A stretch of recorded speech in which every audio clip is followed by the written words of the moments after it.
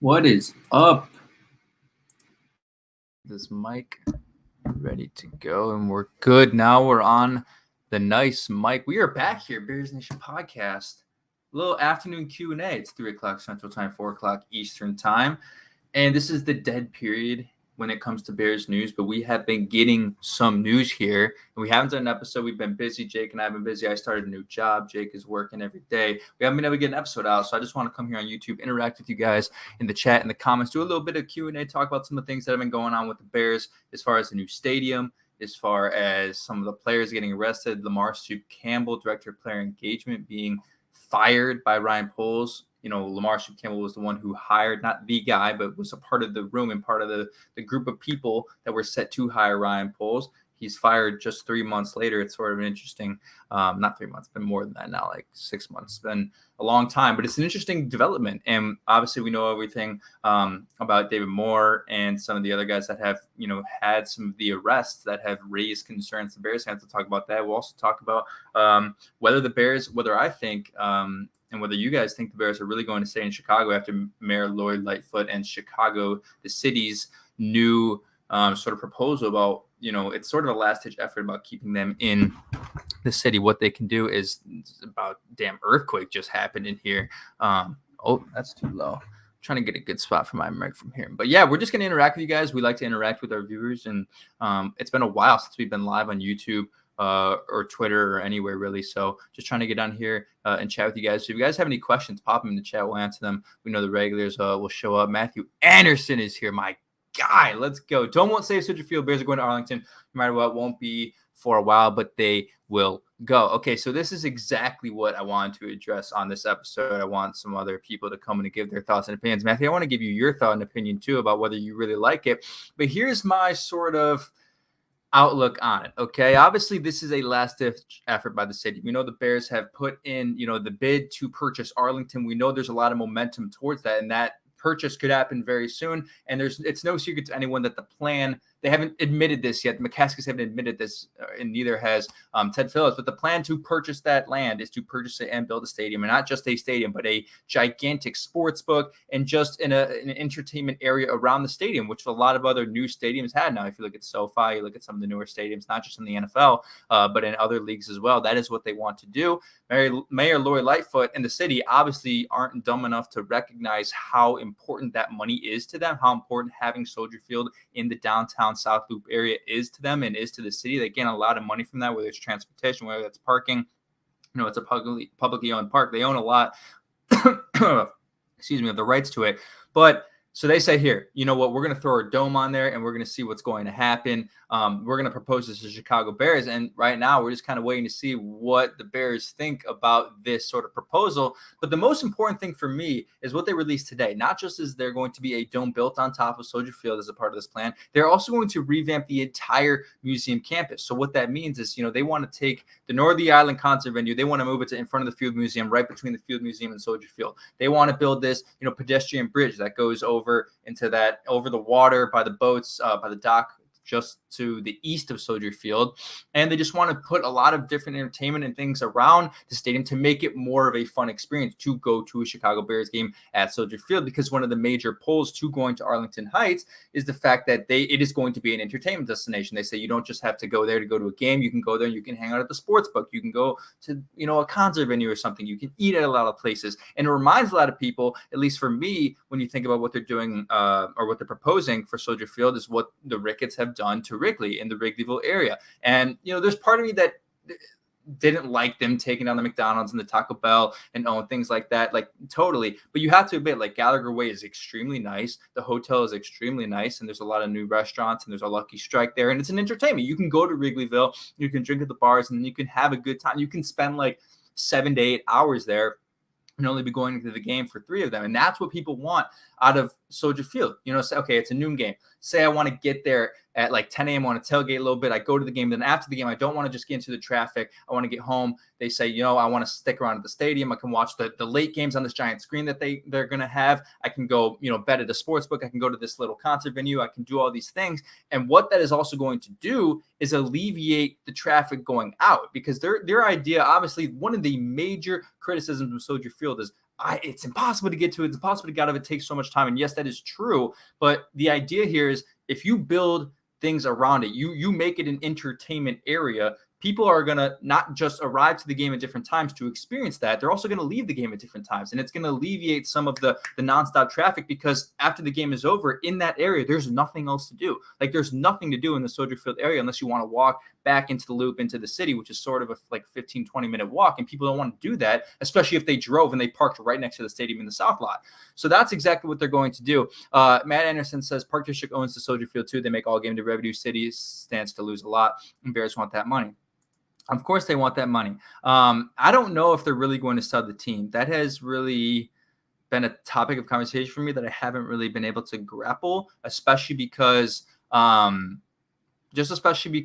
the history of the McCaskey family and the Hallis family. And I think there's something about that would make them want to hold on to the team. But going back to the Dome, let's talk about this, Matt. Let's talk about the Dome itself. And because that was the first thing we heard yesterday is, okay, Mayor Lori Lightfoot and the whole city council are ready. They haven't done it yet. They're ready to recommend that they build a dome on Soldier Field. And again, this last-ditch effort to save the team and keep them in Chicago, which, again, I am for.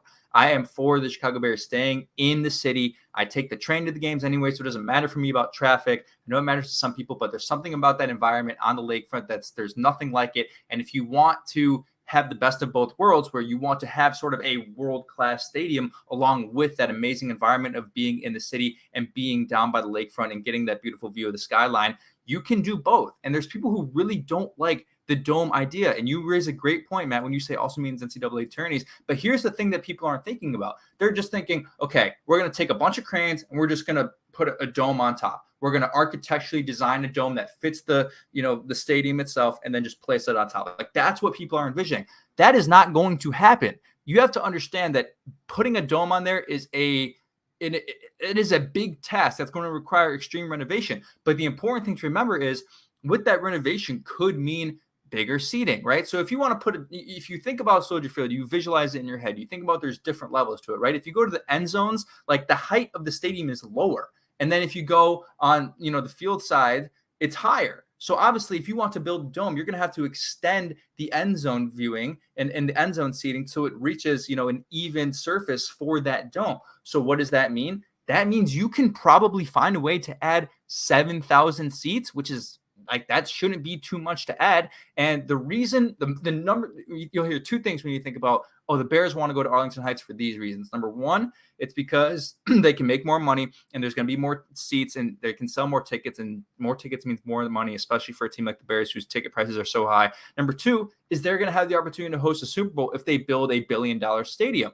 But in order to host a Super Bowl, you have to have a minimum seating capacity in your stadium of 70,000. The Bears at Soldier Field are currently 63,500. So my mind, I'm thinking if the city is smart enough and knows the intentions of the Bears franchise and knows what they want and knows what they need basically and why they want to move to Arlington, what you have to think about is, okay, we have to find a way to make Chicago a potential Super Bowl destination in the coming years. Because look, the league would love to have a Super Bowl in Chicago. I'm sure they would. Now there's obviously questions. Oh, they always like to have it in a warm climate area. And that's true. Miami, and they're having it in Glendale, Arizona this year. It's not a great stadium and it's not a great location, but it's warm. But Chicago's a top 3 market in the country. Football fans just live for football here in Chicago. They live for the Bears. And I think it'd be a great destination to host a Super Bowl. I mean, the NBA All-Star game was an absolute hit when it was here. So I think the city says, look, if you guys really, if this is your intention, if McCaskey's team, this is your intention, you want to host a Super Bowl, and that's really important on your priority list, then this dome and this renovation has to include the addition of 7,000 seats to make that minimum 70,000. I said minimum 7,000 seats to make that addition.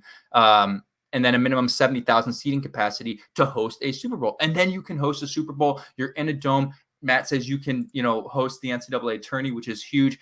There's a ton of opportunities. So I've seen a lot of Bears fans. I see a lot of discourse on Twitter about, I don't like the idea of a dome. I don't, it doesn't make any sense. You have fresh land to build on. Well, you can, this is a compromise that fits everyone. Like, because there's even the people who want to go to Arlington Heights, even the people who want to, put the team over in that area.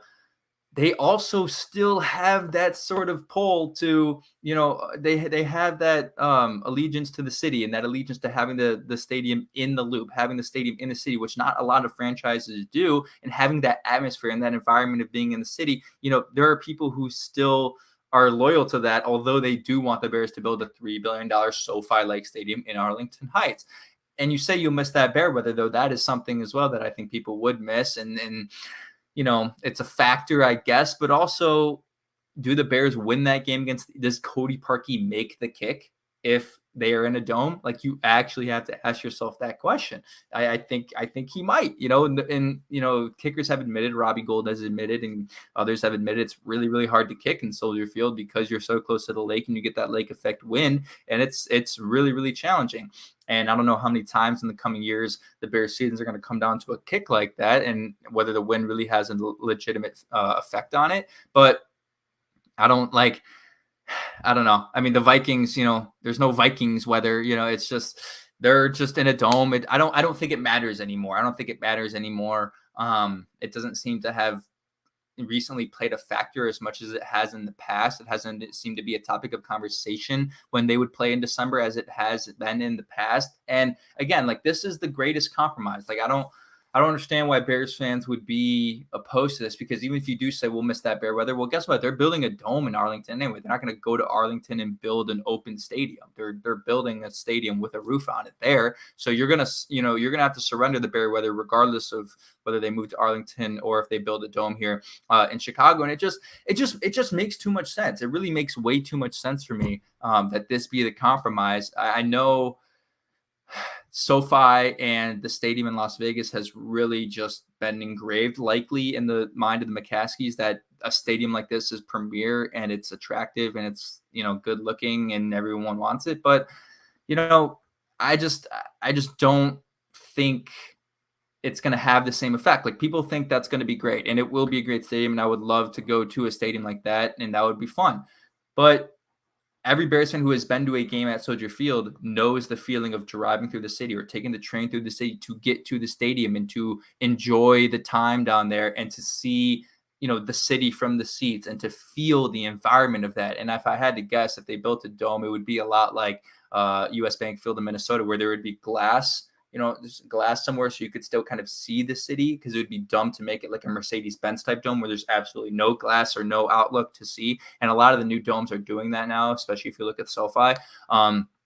So I think they would do that to get that aspect, but it just seems to me that this is the best option. And I don't know why people, like, if you guys in the chat here want to comment, like, why you would think this is a good or bad idea, because I'm open to hearing other opinions. I've just seen like more negative than positive, reaction to this, although I think it's a really good proposal. And I just think there's a lot of Bears fans who at this point have been dead set on the fact that they're going, and they don't want to, entertain the idea that staying in Chicago is a possibility. And I get a lot of Bears fans live in the suburbs, that live in the north, they live in the west and the south, and they want to, and they understand that it's extremely hard to get to the stadium. And yeah, I totally get that. But you can't, I don't think you can make your whole basis of, changing stadiums on the idea that some people who live in the suburbs can't get to the game easily. Like, most people who live in the city will just take the train. It's easy for them to get there. But like I said, if you are one of those people, like, I understand your issues and your struggles to get to the stadium,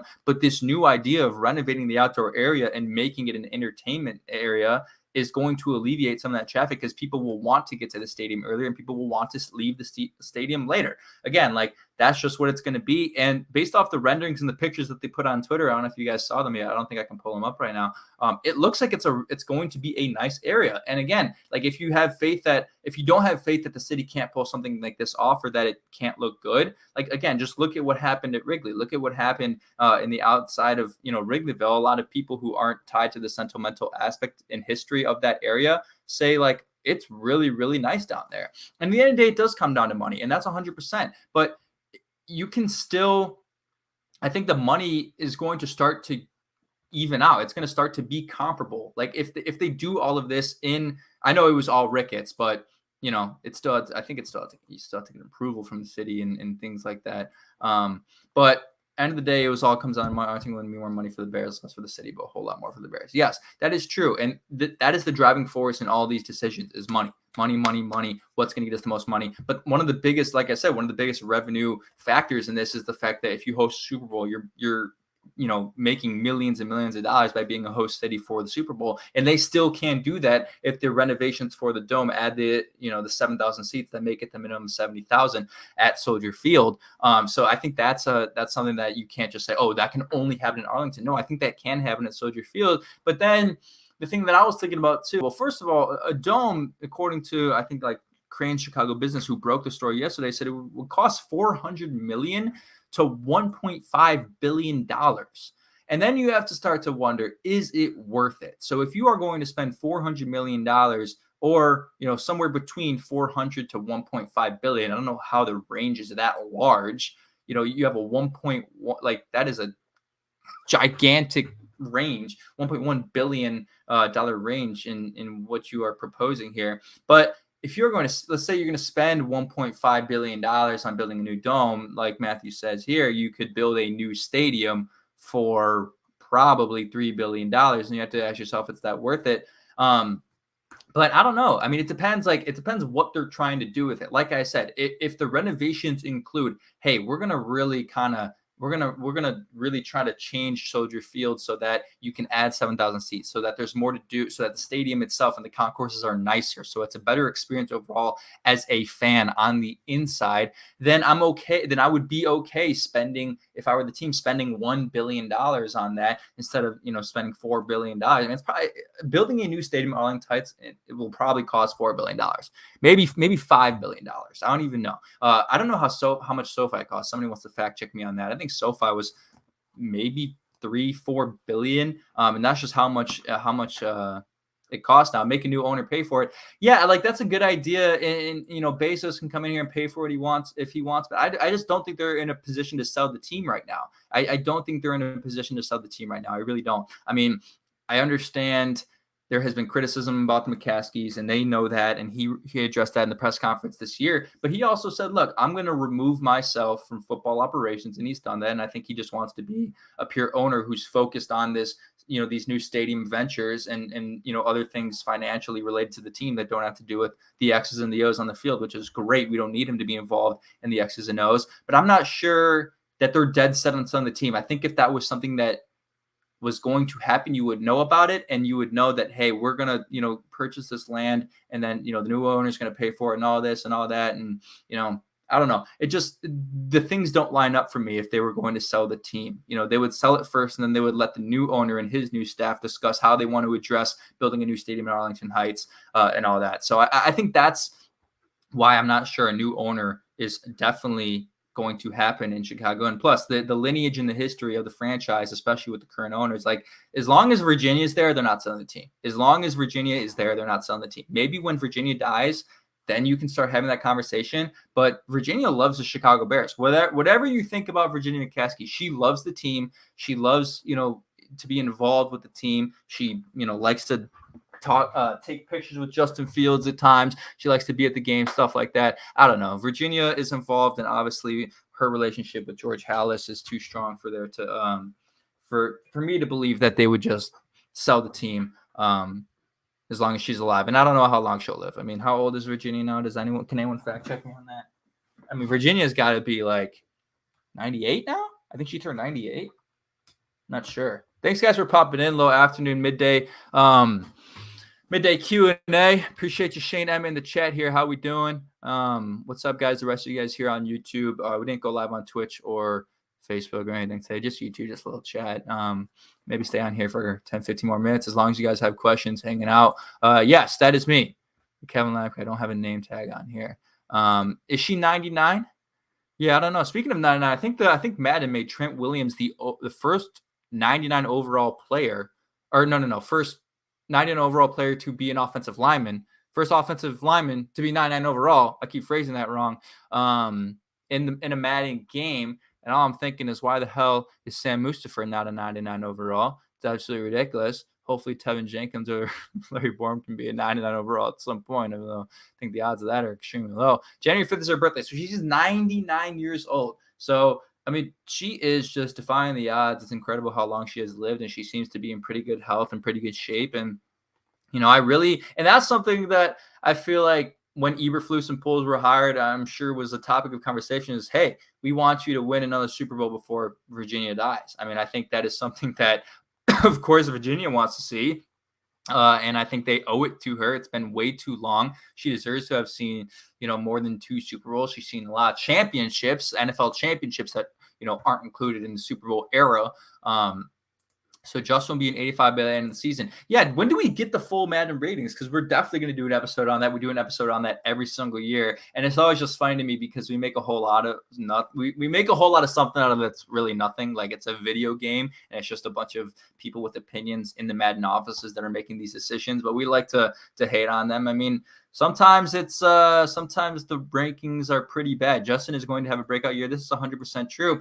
And I think what was disrespectful, I think Mooney's like an 83. Isn't Mooney like an 83? And don't get me wrong, like I guess that's warranted, but because of the way I project Darnell Mooney and what I project him to be this year, he is an 87 to me on Madden, maybe an 88, because I just think he's that good. He just hasn't gotten the full opportunity to be a wide receiver one who's deserving of a rating like that, but it's going to come. Now, I think Dave Montgomery is probably like an 85 or something. Byron Pringle's probably like an 81, Vilas Jones Jr. probably like a 78, things like that. Fantasy must have Johnny Mooney. Yeah, let's talk a little fantasy. This actually is funny because I decided we're making my fantasy league this year a keeper league, and this is one of the reasons why I want to draft Darnell Mooney this year is because he might be a player I keep for the coming years in my 2-player keeper league because Darnell Mooney is going to explode this year. If you guys don't follow us on TikTok, we just hit 1,000 followers at Bears Nation Pod. We post Instagram Reels as well sometimes. Keeper is the move. I guess it is. Yeah, we never tried it out. I'm going to try it out now. But Darnell Mooney is a player that I want to keep in my league for 10 years if possible. Not 10 years, like 8 years if possible, because like the connection with him and Justin Fields is there, and those two should be running the city for the next 6 years as wide receiver 1 and QB1. And fantasy owners should understand right now that Darnell Mooney is going to be arguably the steal of the draft, and he might be a league winner for you depending on the value in which you get him. Like you think Cooper Kupp 7th round, I think Darnell Mooney could be in that same area, but I don't think he's going to put Cooper Kupp type numbers up because no one's ever going to do again what Cooper Kupp did last year. That was just absolutely ridiculous. But if you can get Darnell Mooney like the 7th, 8th round, you're probably going to win your league or at least make it to the championship. So I'm just trying to help all you out here. The defending champ, Matthew Anderson. Okay. Defending keeper league champ. We might have to get you on the podcast, get you some opinions on fantasy. I also, as we talk about fantasy, don't draft Dave Montgomery. I would not draft Dave Montgomery. I know every time if you guys are all Bears fans here, in the chat, which I think there's a Lions fan in here somewhere, Don Burr, let's see if I can find the comment. He always hops in here. Although I don't know why this guy comes in, but appreciate him for coming in. He's always, every single live stream we do, he says Detroit versus everybody, and I think people always get into an argument with him, but he shows up. For the Bears fans in the chat, obviously when you guys are drafting on ESPN or Sleeper or NFL.com, Yahoo, even if you're a poverty player and you use Yahoo, and you obviously as Bears fans, you know more about the team than other people, but you also sometimes, just because you're loyalty towards the team, you kind of want to take a Bears player. Like if I see Dave Montgomery like close and I'm able to draft him, I might reach for him just because he's a Bears player and his success is the team's success, so I can root for both on the field. It's something that happens every year for me. And I will say, as this is 100% true, you can ask anyone in my league, I have never once drafted a player in the NFC North, like outside of the Bears, in my fantasy leagues. No Packers players, no Vikings players, no Lions players. And I still won the league twice in like the 7 years we've been doing it. But yeah, so about Dave Montgomery, don't draft him. I know you're going to feel like inclined to do it because his numbers have been pretty damn good in the past and the touchdown opportunities are there. Don't do it. Dave Montgomery is a good rusher and he'll be a solid, to me, RB2, maybe flex option. But I think the Bears are really going to integrate Khalil Herbert way more than you think. I really, really do. I mean, Khalil Herbert is likely, to me, going to be the running back of the future because next year is a contract year for Dave Montgomery. And I've said this a bunch of times on the show. If you guys have been listening to the show for a while, Dave Montgomery's on a contract year, and we're just in an era for the future of the NFL, for the recent future of the NFL. spending money on a running back just isn't worth it. You can find a guy who can be just as productive if you have a strong offensive line in the 5th round, in the 6th round, in the 7th round, undrafted. And that's what they did. They drafted Trent Ebner. They went after Khalil Herbert last year, and Khalil Herbert showed some things. And if I had to guess, Dave Montgomery is going to look at a contract this year and say, I want X amount of money, and the Bears are going to have to ask themselves whether it's really worth it. And maybe Dave Montgomery understands the market nowadays, and he understands, hey, I can't ask for this much amount of money. I can't ask for, $15 million a year even, because it's just not worth it for running backs, especially one who's not a top 5 running back in the league, which he's not. He's like, there's tier 1 of Christian McCaffrey, Dalvin Cook, Derrick Henry, Jonathan Taylor, and some other guys that I'm probably thinking about that I'm not naming. But outside of that, like, it's just not worth it to pay those guys. It's just not. So Khalil Herbert's going to get a good share of the carries this year. And I'm thinking sort of an AJ Dillon, Aaron Jones type deal, and those guys were both, I guess, equally solid fantasy running backs, but neither of them were worth like an RB1. And there's going to be some people, if you are in a PPR league and you take wide receiver with your first couple picks, or even you take tight end, if you like Mark Andrews, Travis Kelce, or Darren Waller, or maybe Kyle Pitts, and you think, okay, I can, I'm good here in the 4th round or something with David Montgomery as my RB1. I wouldn't think so. That's just all I have to say about Dave Montgomery. Not the Bears, but thoughts on Lenny string up the training camp. Way overweight. Playoff Lenny? I didn't see that. What do you clock in as? Let me look it up. Leonard Fournette's overweight now? This happened today? Also, wait, did you say training camp? Are they in training camp already? Put at the training camp. Wow, the Bucs are in training camp already? Are you sure? You must be sure. If you want to send me that picture, because I got to see that. Looking like Eddie Lacy. Leonard Fournette's always been sort of a bigger guy. Treston Ebner, that's what I meant, Shane. Treston. I think I said Trent. Treston Ebner. And that's what I mean. Like, and I advised them to do that. I was like, I didn't advise them to draft a running back, maybe in the 7th round, but I was like, they're going to take a running back at some point. I mocked it this year. I was like, they're going to take a running back at some point, because if Dave Montgomery leaves, then you can have, okay, now who's the next 2 guys? And Khalil Herbert's the number 1 and Treston Ebner's the number 2 or something. It's just the value for running backs is so low now. And here, and actually, let's Cole Kmet Fantasy Breakout incoming. This is actually a really good comment, because I want to preview this, because we did a breakdown of Cole Kmet, but at I got a new job, and I was like I lost my access to like my Adobe account, which is what I edit the videos through, and I'm about to get it back. So then I'll be able to edit this Cole Kmet breakdown that we did with our guy, Kellen Garanstein, who's all over the channel doing the breakdowns with us. That's going to be a really good video. You guys are going to really like that, because we talked about, the narrative that Cole Kmet is a bust, and there is a strong narrative around that Cole Kmet's a bust. And, me and Kellen are 2 people who also don't think he's a bust, but know that he was not drafted where he should have been. And there were better players, that being Antoine Winfield Jr., specifically Chase Claypool, who are available, who they should have taken over him, and they reached for position of need. But, tight ends take years to develop. But, the same way we talk about how Mitch Trubisky and how, Allen Robinson and all these guys were affected by the system that they were in with Matt Nagy at the helm,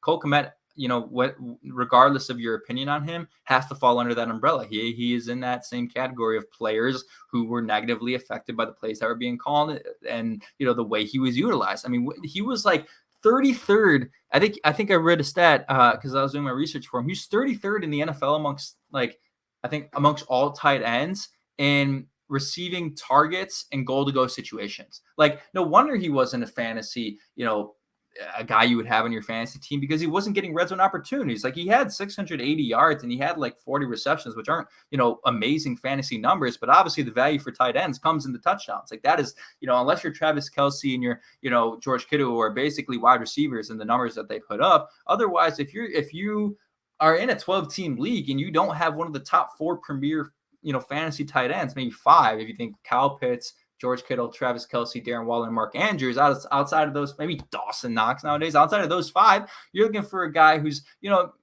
60 yards a game, maybe 4 receptions and a touchdown, right? And that gives you, 14 fantasy points in one game. But Cole Kmet, he was sort of doing that with the yards in certain games. He'd get you about, above 10 points, which I think is what the threshold is sometimes.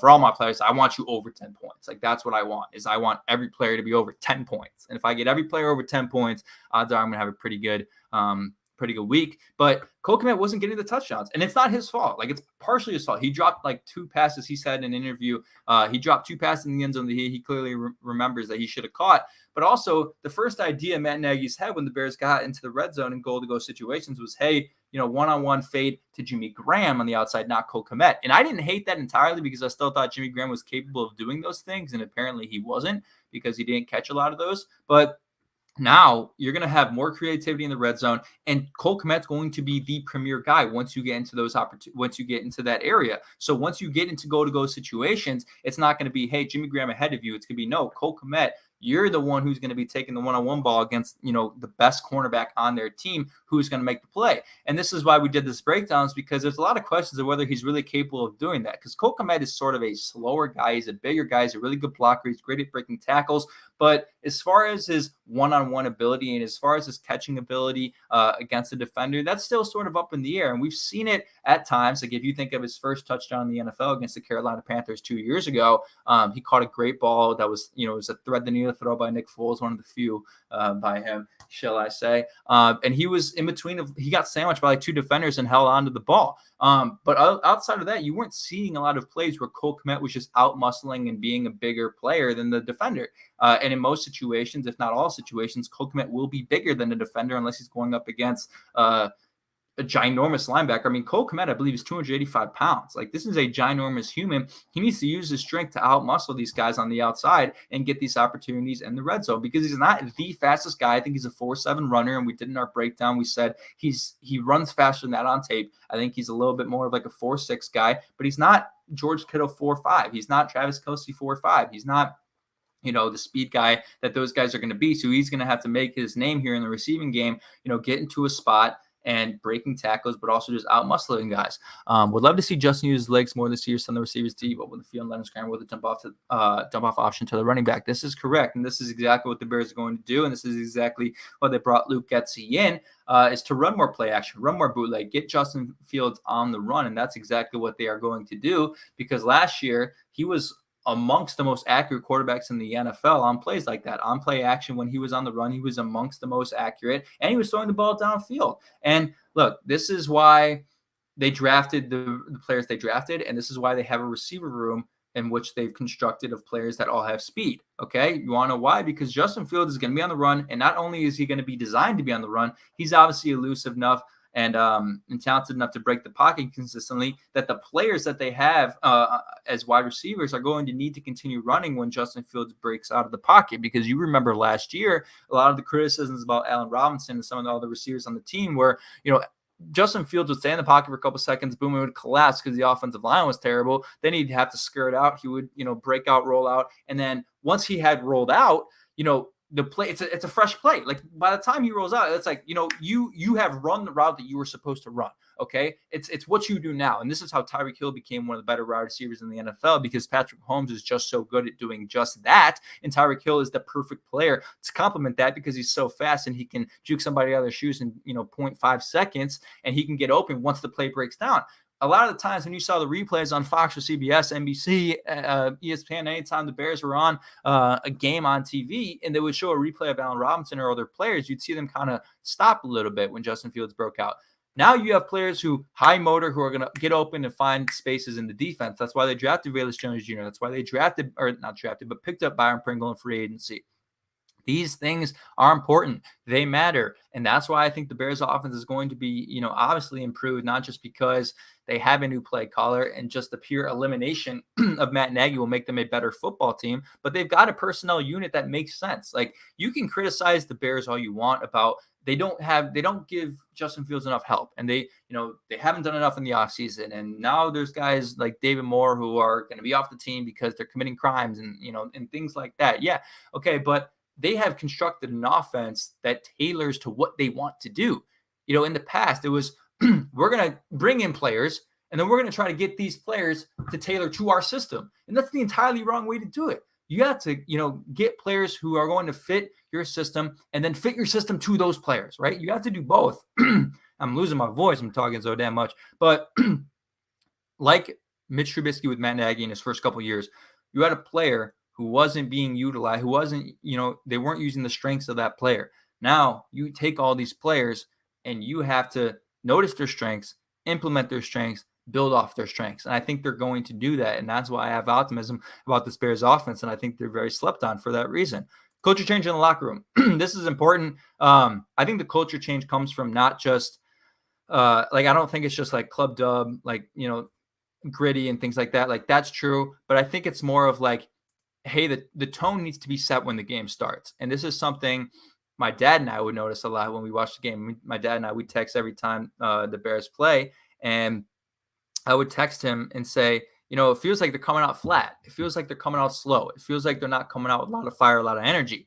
And then, at certain times of the game, they turn it up and the momentum's there. No, that has to start from the jump. And they have to be ready and they have to be prepared from the moment the game starts. And I don't, it doesn't mean that the players aren't ready to play, but I do think there's an impact on the coach and on getting his players ready to play. And I think with Matt Eberflus and what they're building, they're not just building guys who are going to be ready to play at the beginning of the game, but who are going to be ready to play the entire game. Like that motor will not slow down in the fourth quarter. I think in a lot of the games the Bears have played in the coming years, whether they were down in the fourth quarter or up in the fourth quarter, it felt like they were running on fumes there in the fourth quarter. And this is why Matt Eberflus said in his opening press conference, hey, we're going to run a lot. You better get your track shoes because we're going to run once that time comes in training camp. We're going to be prepared so that when the fourth quarter comes around, we got the same juice we have in the fourth quarter that we had in the first quarter.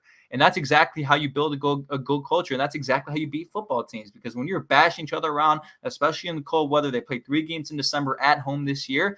I understand why it's going to be kind of hard to keep the energy up in the fourth quarter. But you got to do it. And you got to stay strong. And you got to, still be on your toes and be just as energetic as you were in the first quarter. But also to go along with that is the fact that these guys should want to get to practice every day, should want to be in the film room every day and spend as much time as they can getting better as a team, getting better as players. And I'm not saying, again, a lot of that is not up to the coaching staff. That's up to the player themselves to determine how good they want to be. And there's guys in that room like Justin Fields and like Darnell Mooney who compete with each other and go back and forth and see who can stay in the building the longest and see who can work the hardest to be the better player and be the best player that they can possibly be. And I love that. But I think I'm going to training camp 3 times this year. And I think when I go there, in July and in August, I'm going to notice the way that the practices operate are different. I'm going to notice there's a looser feel, but also that, you're getting down to work and you're working hard and guys want to stay overtime and they've just bought in.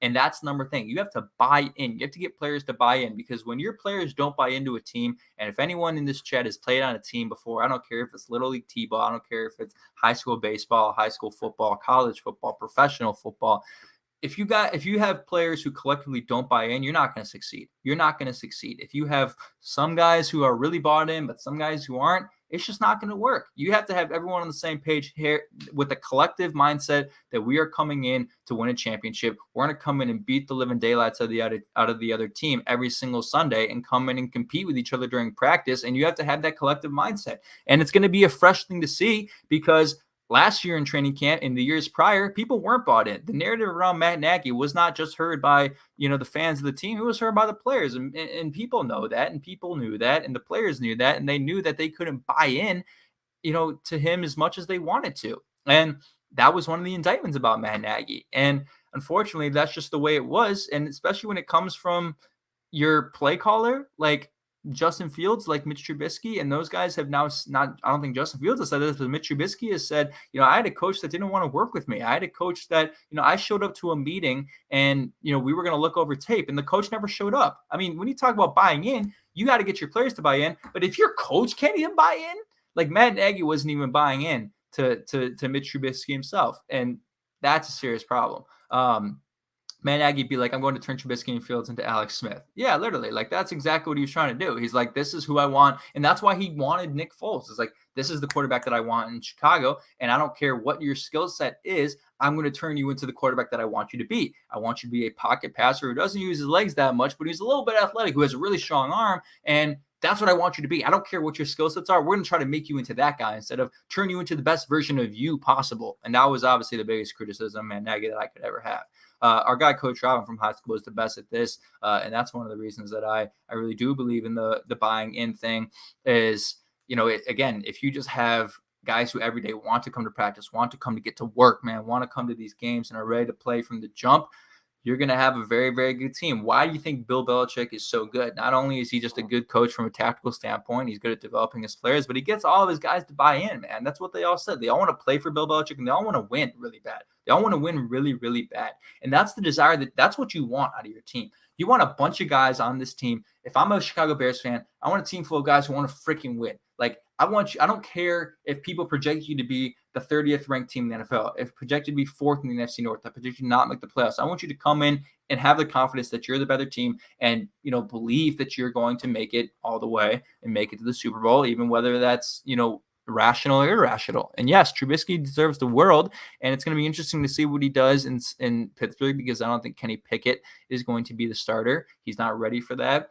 He's a player that came into the league this year with needing a lot of development, and Trubisky is going to get his opportunity. And I think, and there's going to be a lot of people who think this is sort of like the litmus test, I guess, for him, and it sort of is, and it's also sort of the indication of whether our opinions on Matt Nagy are right or wrong, because I know the people who were sort of on the Matt Nagy side of this argument are going to see Mitch Trubisky's performance and say, hey, if he struggles, look, Matt Nagy wasn't wrong all along. Mitch Trubisky was just a bad quarterback. Look who's right now. And if Mitch Trubisky succeeds, they're going to say, well, look, Mitch had this potential given the right coaching staff and, the right team around him and the right coaches around him in a personnel unit and a scheme that fits him, he can succeed. And that didn't happen in Chicago. And that's the fault of Matt Nagy. And there's going to be people who be people who say that. And I think that's what's going to happen. Like, Mitch Trubisky has his limitations, always have and always will.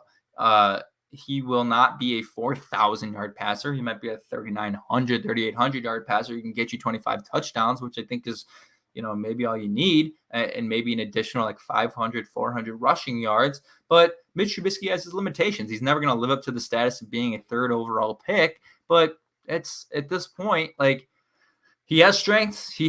There's things he can do well. Is he in a system that's going to, help him do those things to the best of his ability? But yeah, man. I mean, and one other thing too, if you guys have any other questions, please pop them in here. But there's one other thing I wanted to address as we talk about some of these players getting arrested. I'm not really going to talk about that. I'm just going to talk about the effect of that. Obviously, Lamar Campbell was fired largely, I believe, because there was 3 player arrests already. And, part of me is like, yeah, like that's sort of his job, is like he's the director of player personnel and stuff like that. But also, like, these guys are their own men. Like, they're grown men who make their own decisions. And I don't know how much of their decisions is really from the influence of Lamar Campbell. If someone wants to, possess drugs and guns, I don't know if Lamar Campbell had an effect on that. But regardless, David Moore is going to be off the team. And the reason why that's important, let me check something real quick. The reason why that's important is because they're going to have sort of, I wouldn't say a vacancy, but the ability to add a roster spot, add wide receiver. They can sit there and be like, okay, maybe Daz Newsome, now, guy who was on our podcast a year ago, if you guys want to check out that interview, great guy, is going to get more reps in training camp, right? But, if they wanted to go into it with, 11 wide receivers, I don't know how many receivers they have on the roster for training camp, then they have a vacancy. They have an opening in that area. And that allows them potentially, like, this could be one of those things that's just, a hidden blessing. They have an opening now, and maybe there's a lot of free agent talent. Like, Will Fuller is on the market. He's suspended for 4 games, but he's on the market, and that guy is really freaking talented. Julio Jones, one of the top 5 wide receivers of all time, in my opinion, is available. And you want to talk about a guy who is going to make life easier for Justin Fields? I don't care how much he gets injured. I don't care how old he is. He's not that old. Julio Jones is what, like 31? Let's look. Julio Jones is 33. Okay, he's in early 30s. That is a guy you want on your team. He's a veteran leader who's going to help out guys like Darnell Mooney and Byron Pringle and Bayless Jones Jr. And if he's healthy, he is still a very capable wide receiver. And people forget that. Like, he wasn't, like, I don't know what happened in Tennessee, but obviously they're not a pass-dominant offense. They're not pass-oriented. They're going to run the ball with Derrick Henry down your throat all game, and A.J. Brown was the guy over there and stuff like that. I don't know why you would ever say, I don't know why you would say no to Julio Jones, but I'm just hoping that this David Moore situation gives them sort of the ability or sort of the idea that, hey, there's an opening, we can pick a player up. Bears will pick up a player in August after cuts to Julio. I check into guy from Buffalo. Emmanuel Sanders, is that who you're talking about? Foster Covers, appreciate you coming in here. Are you talking about Emmanuel Sanders? Yes, Emmanuel Sanders was cut. He would be a good, I don't know if he was cut, but I think his contract was up and he just hasn't gotten picked up yet. He's a good player that I think they could pick up. And if someone wants to name out some other free agents that I can't remember, there's a bunch of guys. Will Fuller, Julio Jones, Emmanuel Sanders. There's like a few others that I think would be worthy of at least getting a shot. Like, and this happens, right? Like, think about Jason Peters last year. Like, that didn't happen until, August after cuts either. And that turned out to be a really good signing. Like, it was a desperate need at left tackle. They picked him up, and he was extremely serviceable. Like, there was games where he was the highest rated offensive. There was multiple games where he was the highest rated offensive lineman on the team. Cole Beasley. Cole Beasley. When I think small white dude in the slot, I'm thinking Danny Amendola, Cole Beasley, Wes Welker, like those guys. I think you're probably thinking about Cole Beasley then. Yeah, maybe Cole Beasley. I don't know. How much of a problem with the OLB? I'm not worried about the O-line right now. I think Larry Borum's really good. I think Tevin Jenkins is going to be just fine. I'm not worried about that. And I think there's an opportunity he gets flexed to guard. And I really think they did a good job drafting just a high volume of offensive line talent. And these guys are proving to be potential, starters day one. I mean, there has been talk about Zach Thomas being a starter. There has been talk about Braxton Jones being a starter. And that's exactly what you want. You want those rookies to be, good enough and hidden gems there in the 5th round, 6th round to be starters in this league. And there's people who are like, well, I don't know if I want a rookie to be a starter. Well, guess what? We had 2 of them last year with Larry Borum and Tevin Jenkins. And at this point, that's all you can hope for. But I still think there is a possibility maybe they go after one of the veteran free agent linemen too. Maybe a tackle. I forget who's available. There are some names that always keep floating around that I'm blanking on. I want to say Eric Fisher is still out there. Maybe I don't know if he retired. I do think though, if you guys remember what happened with Ryan Bates when the Bears offered them, and then Buffalo matched the sheet or whatever, and that was sort of a wrench in the Bears' plans at offensive line because I think they had this outlook all along that they were going to go after Ryan Bates. If I'm correct, that's what happened. And then they matched, right? Yeah, so they offered and then Buffalo matched, and they lost out on Ryan Bates, and they thought they would get him, and now it's like, oh shit, like okay, now what do we do, right? And I think that was sort of a bad outlook if that was the idea. If it was the idea that hey, we're going to go after Ryan Bates, and he's a tackle, and obviously that's where they could use a little bit of help, and we don't know what to do after that. I don't know. It's interesting, but I think Justin can survive without the help. But I also don't think like that's not a huge concern for me the same way it was last year. Like last year at this very time on July 7th, we were talking only about the offensive line, what would happen, and whether Tevin Jenkins was going to play, whether he was healthy, and then who else were we going to pick up, because we're literally starting guys like Sam Mustipher on the line and Alex Bars, and that was every time people showed up to training camp. How's the offensive line look? I think we have sort of tempered that, and we have sort of a structure now to the offensive line. It's sort of an ideology of what they're going to do, and I'm more confident about that unit than I was last year. Braxton Jones will both be Braxton and Jones. Who's Braxton and Jones? Braxton Jones will be a starter. And Max Braxton was always going to pick 128 earlier. Yeah, we have some people in the chat here. I am Scott, who's usually here, is very, very high on Braxton Jones. And he's been, proving to be very, very good and playing well. And if he can fill that spot, I don't remember. I think they said one of the guys was slotted over to play tackle. And then there was the thought that potentially Tevin Jenkins would go over to guard or something. I can't remember exactly what it was. I think Braxton Jones was performing well at left tackle. He was playing first team in left tackle. And then obviously Tevin Jenkins was third team, second team in that area, but there was thoughts that he could come back and play right guard or something, because that's obviously the biggest hole in the team right now. I don't know. But also people do think Zach Thomas could play right guard, so that's possible as well.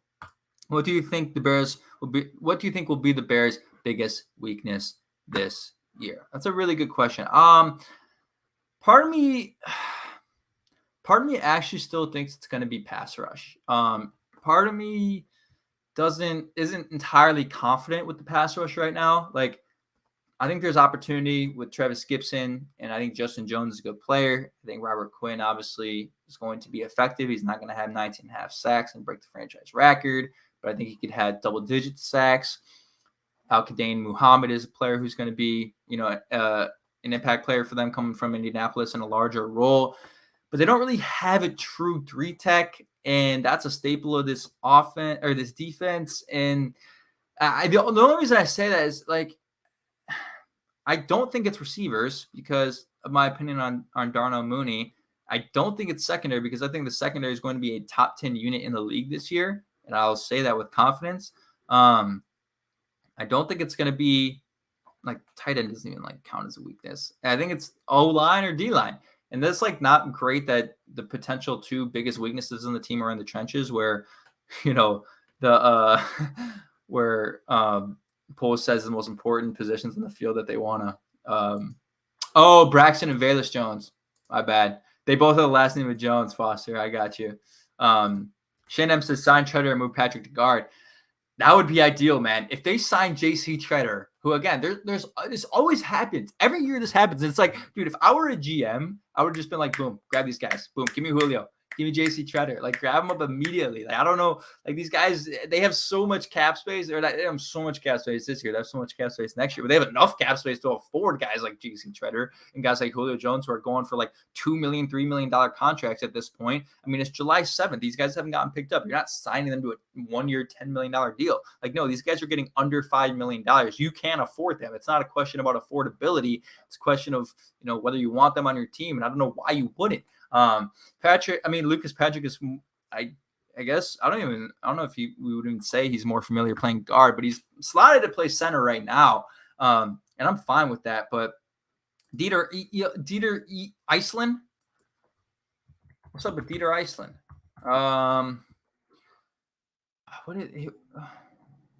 Was Dieter? What happened with Dieter? I don't even know, bro. I have to do my research on Dieter Iceland, bro. I don't know yet. Send Robert Quinn a second-round pick for DK14. Meaning you're going to send Robert Quinn a second-round pick for DK Metcalf. Shane, I hate to break it to you, that ain't happening. That ain't happening. If I were Seattle, I would like if I put that in a Madden trade simulator, it might give Seattle a 0% chance of acceptance, maybe 1%. DK Metcalf, he's worth 2 first-round picks. Robert Quinn is not worth a first-round pick. So, unfortunately, that's just not going to work. I mean, DK Metcalf has the potential to be the best receiver in the NFL. He does. I mean, that guy is a freak. He's proven he can do it. He has the potential in the coming years to be the best wide receiver in the NFL. And if he's in an offensive system with a quarterback who's going to throw it deep and target him a lot with Justin Fields would, he has the potential to be that. He's worth 2 first-round picks. And Robert Quinn, at this point, if they would have traded him, they would have. I mean, your only option, like, you're keeping Robert Quinn on the roster unless the first half of the season, he gets you like 10 sacks and he's projected to have another 19, 20 sack season. And then, you can still have the ability there at the trade deadline this year to sell high on him. That's a possibility, I think. But as far as him getting traded before the season starts, I think at this point, like, he has to be on the team because other than that, I already said pass rush was sort of a concern for me and arguably one of the weaker units on the team. If you lose Robert Quinn and you go in with, on the edge, Travis Gibson and Al-Qadane Muhammad, I don't know, man. I'm not. That's a little bit shaky. So I think, again, for the sake of the team, like, people think this is just a throwaway year. No, I think this team can win 9 games. And if you want to win 9 games, Robert Quinn's going to have to play a factor, getting to the quarterback there. On the pass rush. So I don't think they're going to trade him. I think they would have done already. They would have sold high on him, way earlier in the offseason. Still can happen if the market shapes out the way they want it to. But again, this is, Robert Quinn's what? 35? He's 32. Geez, he's way younger than I thought. I thought Robert Quinn was like 35. I mean, I don't know. I just don't know if a team's going to pay that much for A guy like Robert Quinn, who's been sort of inconsistent throughout his career anyway. Wild card team, I think it's possible. I know there's people who don't think it's possible. It's possible. The Bears can be a wild card team. There's things you have to remember, guys. Projections that occur in June and July and May and August and, out of any summer month, like, they don't matter. They don't. Like, you don't know what this team is going to be. And I could be completely wrong. This team could win 4 games, but I think this team could win 9 games at their best. I mean, they won 6 games last year. 3 of those games were 1-score games that they should have won.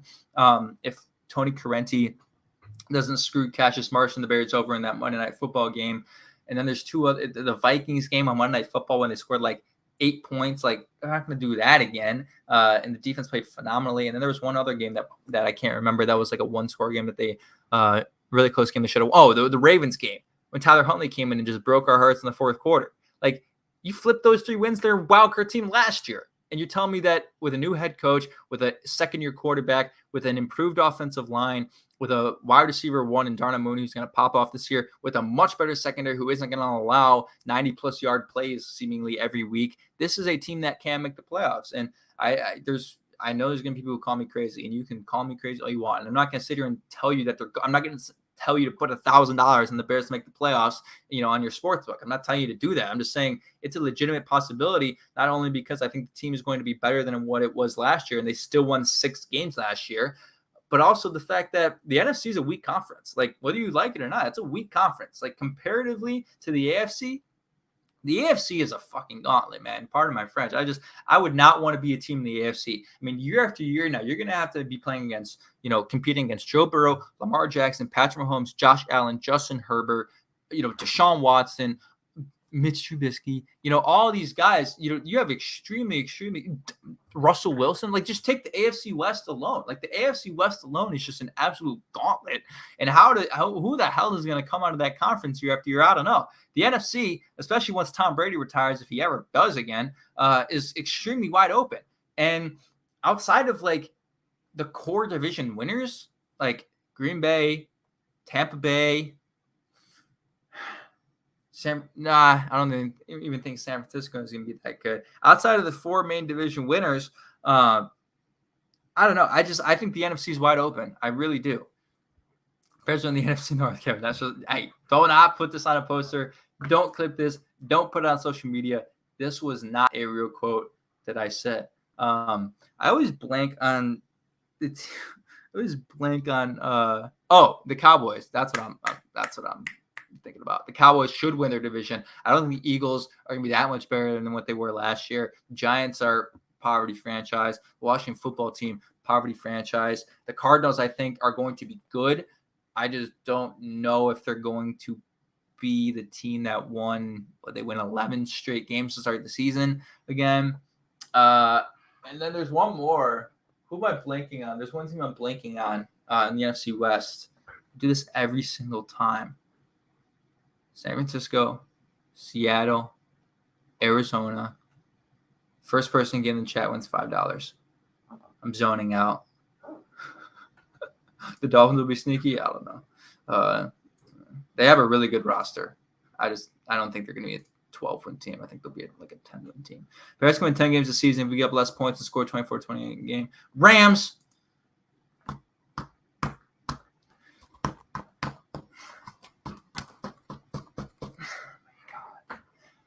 God. They literally won the Super Bowl, bro. I could not think of the 4th team in the NFC West. I literally I do a whole podcast, man. I have a job in sports, and I couldn't think of the 4th team in the NFC West that won the Super Bowl last year. Oh my God! Somebody clipped that. That's hilarious. Unfortunately, yeah, this is how it happens. Less points allowed, more points scored. You win games. If it were that easy, it'd be 17 now. Oh my God, I'm an idiot with the GOAT Matthew Stafford, the fantasy king. Yeah, I picked him up in fantasy last year. I picked him up on the waivers last year. Okay, cards can never get over the hump. LA, whatever that is. I see what you mean by get over the hump. I just don't know what a lot at the end means. But yeah, I don't know. I'm not sure if I don't know. I just they're not a threat to me as the same way that some of these other teams at AFC are. But even then, like I think it's wide open for the Bears to be a wildcard team. I'm not gonna say them to be the 5th wildcard team. If anything, to be the 7th. I think they get in as the 7th, and that's really the only way. But it's a luxury of putting a 7th team in each conference for the playoffs. Is you make it more interesting. And this is why I think the NFL was genius when they did that. Is you want more people to watch the games. You want more people to be involved with the league. You want more people to take interest in the league, and you do that when your team is 3-5, and or 3-6, and you watch Sunday Night Football later that night, and there's Steve Kornacki breaking down on the screen how your team is still in the hunt at 3-6. Like, if there wasn't 7 teams in each conference making the playoffs, you ain't in the hunt. No way. I mean, the Bears were like 3-7, and I was sitting there like thinking about ways they could make the playoffs. Like, that just wouldn't have happened if there was 6 teams in each conference to make the playoffs. So NFL was genius for that. Your team could be absolute poverty, and they would be like, there's still a chance your team can make the playoffs. And that's what I love about it too. Who doesn't love a story when your team is like 0-7 and they rip off like 8 straight and make the playoffs or something? I don't know if that's ever happened. Has their team ever been like 0-7 and made the playoffs? Probably once. LA Rams, yes, I got you. All right, guys. If you guys don't have any questions, I am going to probably end the broadcast in here. And the on graphic is the best on Monday night. Yes, dude. Like, I swear, I would literally watch Football Night in America on the Sunday night only for the In the Hunt graphic. And then when that thing comes up on Monday Night Football too, like, let's go. We got a chance. It's like every single team in the NFC is in the hunt, but I somehow think the Bears are going to be the one that makes it out. But it's always a good feeling, like, to see your team on there in the hunt. To see your team like slotted in as a playoff team, ooh, no better feeling than that. Like in 2018, Bears slotted in as like the 1 seed later, like at one point, and 2 seed, and I'm like, oh, yes. But even when they're in the hunt, I'm like, yes, okay. The broadcast believes we have a chance. Just on schedule alone, 2021 from second hardest to 2022, second easiest. I like Foster covers in here. He knows what he's talking about. He's got the optimistic outlook that I have too, because this is a very, very important factor that people forget. If you guys don't know Sharp Football Stats and Warren Sharp, he's great. And he does each year like a breakdown on how strength of schedule affects the performance of your team in the coming year. And it matters. It matters, man. I mean, the Bears won 6 games, and like I said, we're 3 one-score games away from flipping that to be 9 wins.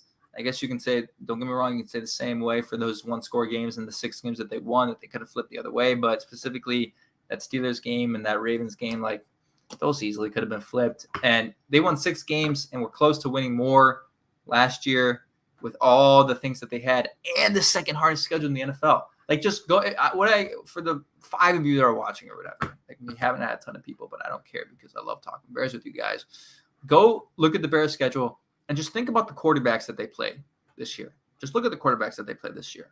They don't play world beaters this year, man. They don't play guys who are going to devastate your football team every week. That's what it was last year. That's what it was the year before. They have an easier schedule. Justin Fields is going to go toe-to-toe with each one of these guys, and he's going to outperform them a lot. He's going to outperform Aaron Rodgers, I think, at least once this year, maybe twice. Like, I think that's where we're at.